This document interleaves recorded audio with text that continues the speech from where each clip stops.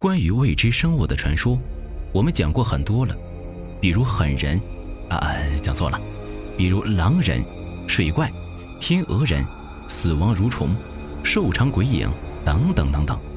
这些视频人气都很高，引起了大家关于未知生物的猜想和讨论。所以这一期我们继续这个系列，来讲一讲大名鼎鼎的狼人中的狼人——布雷路怪兽。布雷路怪兽究竟有多出名呢？据说他一度被认为是最有可能真实存在的狼人，在上个世纪80年代大为盛行。这到底是怎么回事呢？且听帅普。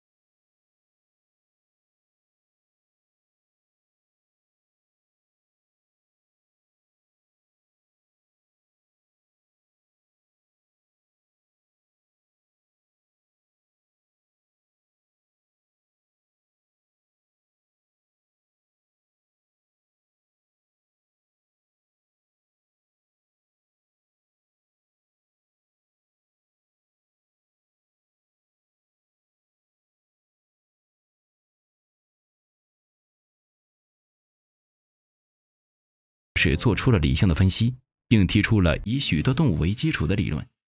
据专家推测，该生物可能是一种未被发现的野生犬类，也有可能只是恶作剧。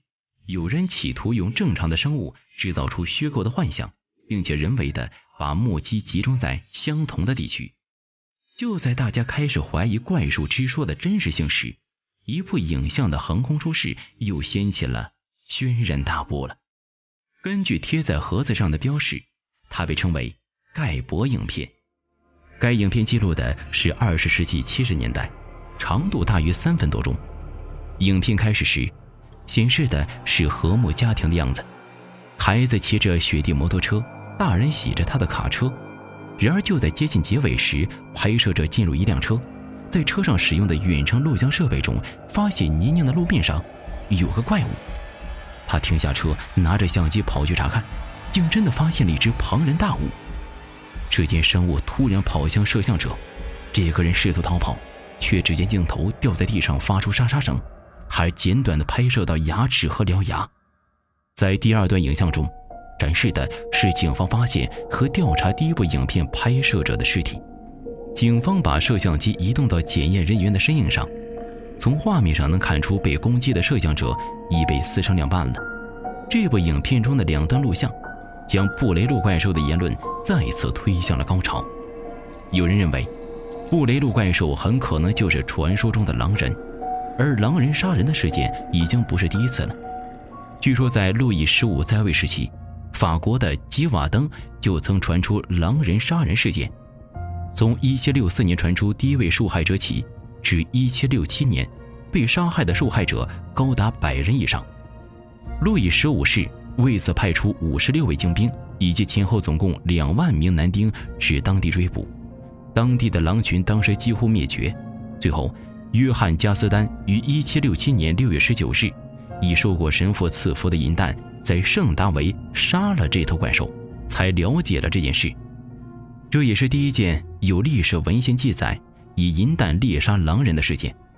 2个月后，约翰带着这头野兽觐见路易15世，这批野兽就被埋葬在凡尔赛宫后院。